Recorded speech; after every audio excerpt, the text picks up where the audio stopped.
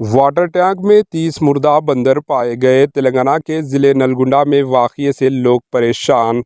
रियासत तेलंगाना में एक अजीबोगरीब वाक़या पेश आया। तेलंगाना के नलगुंडा ज़िले के नंदीकुंडा बल्दी हुदूद में पानी की टैंक में तकरीबन 30 बंदरों की नाशें पाई गई।